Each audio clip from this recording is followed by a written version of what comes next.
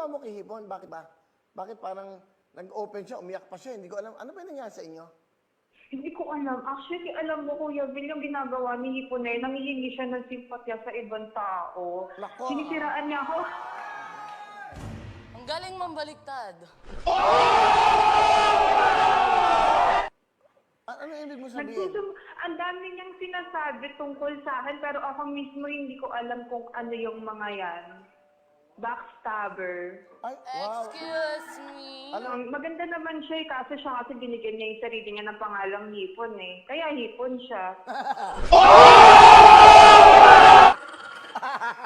Tama. Ano ba ibig sabihin ng hipon? Yung maganda yung katawan, pero yung ulo medyo sakto lang. Pinuputol, tinatapon. Pwede din. Walang silbi, ganon. Walang Ay! kadating-dating. At least sa akin may maganda. Sa'yo nga eh.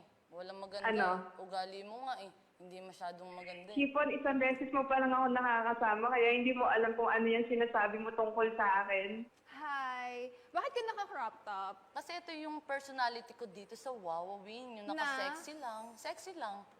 Sexy po ba, guys? Ako po ay naka-long sleeve, naka-skirt at naka-heels. Siya ay naka-crop top at naka-pants.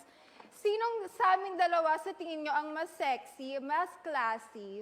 Fan ka ba na sinabi ko baka mawalan ka ng career? Hindi pa yun. Oh my God, hindi yun. Hindi, aside from that, wala na akong natatandaan. Mo lang naman akong squatter, so tawag niyo sa inyo social, so sa amin low class. Girl. So girl, ganun kasi ako nakilala, so kailangan ko babaguhin yung sarili ko para sa'yo. So huwag ka ma-offend pagka sinabi ko na, oh my God, ang hirap naman mag-explain sa'yo. Sobrang hirap mo makaano. Ikaw, ano man tawag sa'yo dito? Aside from hipon, tinatawag siyang squammy.